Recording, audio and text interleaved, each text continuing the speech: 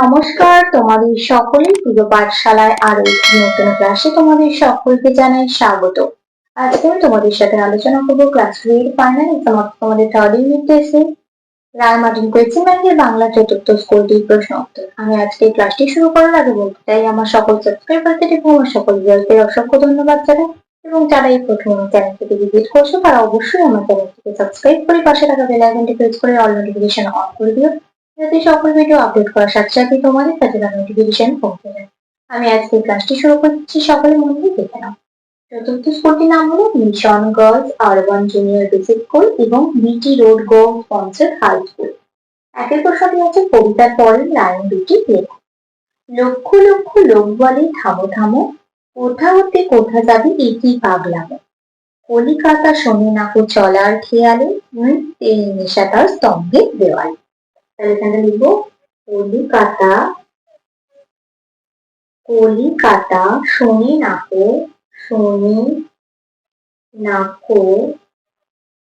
চলার খেয়ালে নৃত্যের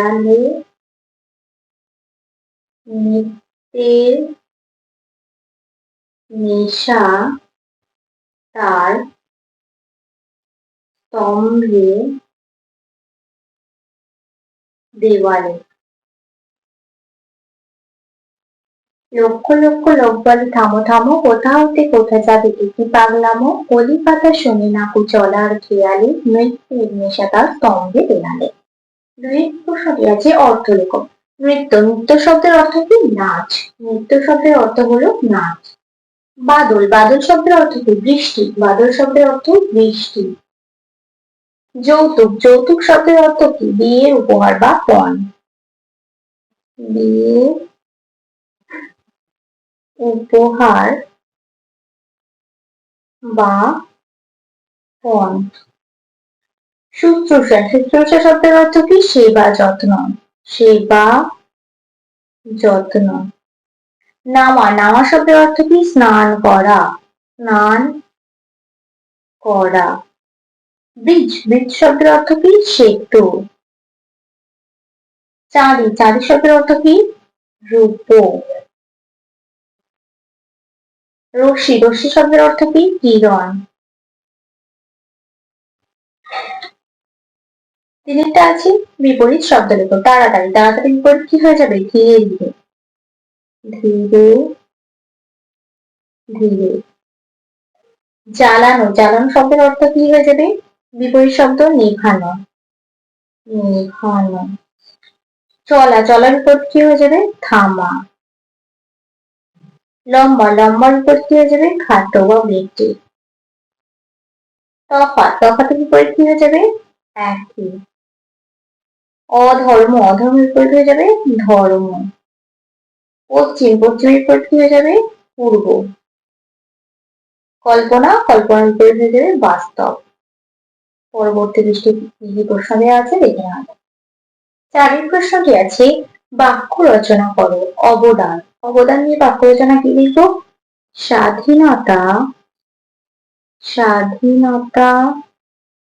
সংগ্রামে নেতাজি সুভাষ চন্দ্র বসুর অবদান অবিস্মরণীয়।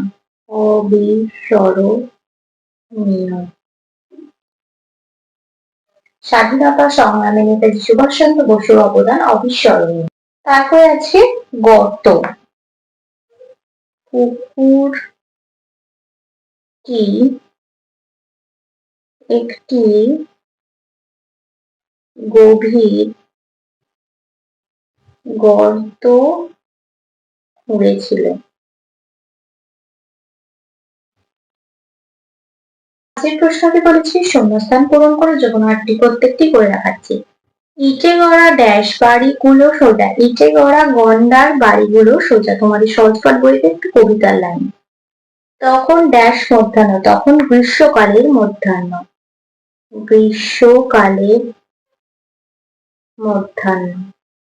দেখছো না ড্যাশ যেও নাকো বাইরে, দেখছো না হিম পরে যেও নাকো বাইরে, দেখছো না হিম পরে যেও নাকো বাইরে। তিনটে শালিক ঝগড়া করে রান্নাঘরে চালে, তিনটে শালিক, শালিক। শিকলের ডোরে ড্যাশ পড়িল বাধা, শিকলের ডোরে জাহাজ পড়িল বাধা। ড্যাশ অয়েলের শিশি ভেঙে চূর্ণ হয়ে গেল, ক্যাস্টর অয়েলের শিশি ভেঙে চূর্ণ হয়ে গেল, ক্যাস্টর। শুক্লপক্ষের ড্যাশ সবে অস্ত গেছে, শুক্লপক্ষের চন্দ্র সবে অস্ত গেছে। পদ্মার ধারে ছোট ছোট ড্যাশ গাছের জঙ্গল, ঝাউ গাছের জঙ্গল। টাট্টু হলো ড্যাশ, টাট্টু হলো বাচ্চা ঘোড়া, বাচ্চা ঘোড়া। ৬ প্রশ্নটি বলেছে বাম দিকের সঙ্গে ডান দিক মিলিয়ে লেখো। ভোরবেলার পরিবেশটা কি হয়ে যাবে? ভারী মধুর। দূর পাহাড়ে ছুটে যাব হরিণ ছানার কাছে। দার্জিলিং এর পথে বনের শোভা বড় চমৎকার। অট্টালিকার ঘুলঘুলিতে চড়াই পাখির বাসা। কোকিল কাকের বাসায় ডিম পাড়ে। কৃষক মাঠে ফসল ফলায়। পুষ্প ফুলকে বলা হয়। সুতা ছোট জলাশয়। নাগরা এক ধরনের জুতো। কুম্ভীরা একটি জঙ্গল। ৭ প্রশ্নটি আছে এক কথায় উত্তর দাও। আমি শুধুমাত্র উত্তরটা লিখে রেখে দেবো। উদ্ধব মন্ডলের কন্যার নাম কি? উদ্ধব মন্ডলের কন্যার নাম হলো নিস্তারিণী। আমি শুধুমাত্র উত্তরটা লিখে দিচ্ছি নিস্তারিণী, নিস্তারিণী। হাঁড়ি বাজিয়ে কে গান গাইছে? হাঁড়ি বাজিয়ে অন্ধবেণী গান গাইছে। আমি শুধু উত্তরটা লিখে দিচ্ছি অন্ধবেণী। দার্জিলিং এর সবচেয়ে উঁচু স্টেশনের নাম কি? দার্জিলিং এর সবচেয়ে উঁচু স্টেশনের নাম হলো ঘুম। আমি শুধুমাত্র লিখে দিচ্ছি ঘুম। বেড়ালের নজর তবু কোথায় থাকে? বেড়ালের নজর রান্নাঘরের মাছে থাকে। তাহলে দিচ্ছি রান্নাঘরের মাছে থাকে, রান্নাঘরের মাছে থাকে। ৮ প্রশ্নটি আছে পূর্ণ বাক্যে উত্তর দাও। ওষুধের বাক্সটি কোথায় ছিল? ওষুধের বাক্সটি পালকির ছাদে ছিল। পূর্ণ বাক্যে লিখতে বলেছি তাই লিখবো ওষুধের বাক্সটি পালকির ছাদে ছিল। সেটি কি দিয়ে বাঁধা ছিল? সেটি দড়ি দিয়ে বাঁধা ছিল। রোজ সকালে কারা কুস্তি করে? রোজ সকালে শক্তু সিং ও আক্রম মিশ্র কুস্তি করে। রোজ সকালে শক্তু সিং ও আক্রম মিশ্র কুস্তি করে। পরবর্তী পৃষ্ঠায় কি কি প্রশ্ন দেওয়া আছে দেখে নেওয়া যাক। গয়ের প্রশ্নটি বলেছে মেঘের মুলুক বলতে লেখক কোন জায়গার কথা বলেছেন? মেঘের মুলুক বলতে লেখক দার্জিলিং এর কথা বলেছেন। তাহলে এখানে লিখে দেবো মেঘের মুলুক বলতে লেখক দার্জিলিং এর কথা বলেছেন। মেঘের মুলুক বলতে লেখক দার্জিলিং এর কথা বলেছেন। লেখকের নাম কি? লেখকের নাম উপেন্দ্র কিশোর রায় চৌধুরী। রায় চৌধুরী, উপেন্দ্র কিশোর রায় চৌধুরী। ছুটি কবিতায় আছে এমন দুটি জলাশয়ের নাম লেখো। ছুটি কবিতায় আছে এমন দুটি জলাশয়ের নাম দিঘি ও নদী। দিঘি ও নদী। কোন লগ্নে নিস্তারিণীর বিবাহ? গোধূলি লগ্নে নিস্তারিণীর বিবাহ। গোধূলি লগ্নে নিস্তারিণীর বিবাহ। বরের নাম কি? বরের নাম বটকৃষ্ণ। বরের নাম বটকৃষ্ণ। জয়প্রসূজাতে বিশ্বাম্বর বাবু কোন তিনজনের শুশ্রূষা করেছিলেন? শম্ভু যে তিনজনকে পালকি ভাঙা ডান্ডা দিয়ে আঘাত করেছিল বিশ্বম্ভর বাবু সেই তিনজনের শুশ্রূষা করেছিলেন। 6 প্রশ্নটি আছে শব্দ কল্পদ্রুম কবিতাটির লেখক কে? শব্দ কল্পদ্রুম কবিতাটির লেখক সুকুমার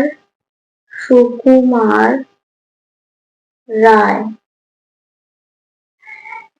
শব্দকল্পদ্রুম কবিতাটির লেখক সুকুমার রায়। ফুল ফোটার শব্দ কেমন? ফুল ফোটার শব্দ পটকার মতো। ফুল ফোটার শব্দ পটকার মতো। পরিচয় প্রশ্নটি আছে শরীরে নুনের চাহিদা জন্তুরা কিভাবে মেটায়? নোনা পাথরে দু এক চাটন দিয়ে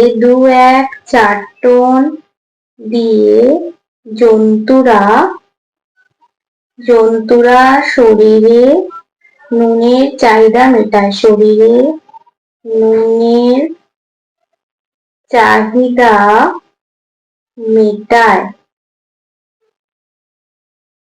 9 প্রশ্নটি বলেছে তোমার প্রিয় একটি উৎসব সম্পর্কে 4 লাইন লেখো। তোমরা এখান থেকে 4টে লাইন লিখতে পারো। আমি পুরোটাই বলে দিচ্ছি, আগেও বলে দিচ্ছি। দুর্গাপূজা বাঙালির 12 মাসে 13 পার্বণ, কিন্তু সবসেরা পার্বণটি হলো দুর্গাপূজা। অবশ্য দুর্গাপূজা গোটা দেশেই হয়। শরৎকালে এই পূজা হয় বলে একে শারদোৎসব বলে। আগে বসন্তকালে দুর্গাপূজা হতো, এখন সেই পুজোকে আমরা বলি বাসন্তী পূজা। শরৎকালে দুর্গাপূজা প্রথম করেছিলেন রামচন্দ্র।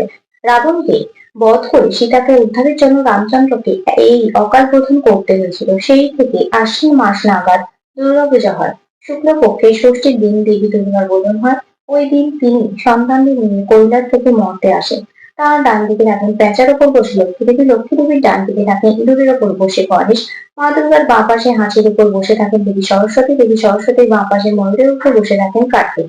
দুর্গা ঠাকুরের পায়ের নিচে ত্রিশূল বৃত্ত মহিষাসুর, মা দুর্গার বাহন সিংহ এবং তার 10 হাতে থাকে 10 রকমের অস্ত্র। এই সমস্ত প্রতিমা তৈরি হয় মাটির খড় রং দিয়ে। ষষ্ঠীতে বোধন হওয়ার পর সপ্তমী, অষ্টমী ও নবমীতে মা দুর্গার পুজো হয়। তারপর দশমীর দিন হয় মূর্তিগুলোর বিসর্জন। এই বিসর্জনের মধ্য দিয়ে দেবী দুর্গা আবার সন্তানদের নিয়ে ফিরে যান কৈলাসে। বিসর্জনের পর চলে বিজয়া, শুভেচ্ছা বিনিময়, মিষ্টি বিতরণ, কোলাকুলি এইসব। দুর্গাপূজা উপলক্ষে ছোটদের মধ্যে সাড়া পড়ে যায়, কার কটা জামা হলো, কে কটা ঠাকুর দেখলো, কোন প্যান্ডেল কার বেশি ভালো লেগেছে, কে কি খেলো, এইসব নিয়ে বন্ধুদের সঙ্গে চলে আলোচনা। অনেকে আবার পুজোর সময় বাবা মায়ের সঙ্গে আত্মীয় স্বজনের বাড়ি কিংবা অন্য কোথাও বেড়াতে চলে যায়। তবে ঠাকুর বিসর্জনের পর বড়দের মতো ছোটদেরও চোখ জলে ভরে যায়। সবাই একযোগে মা দুর্গার কাছে প্রার্থনা জানায় যে তিনি যেন সামনের বছর আবার আসেন। তাহলে আজকের ক্লাসটি আমি এখানে শেষ করছি। খুব তাড়াতাড়ি আরো একটি নতুন ক্লাস নিয়ে হাজির হবো তোমাদের সামনে। যদি তোমাদের আজকের ক্লাসটি ভালো লেগে থাকে তাহলে অবশ্যই লাইক করে দিও এবং বন্ধুদের সাথে শেয়ার করতে কিন্তু একদম ভুলো না। সকলে সুস্থ থাকবে, স্বাভাবিক থাকবে। সকলকে অসংখ্য ধন্যবাদ।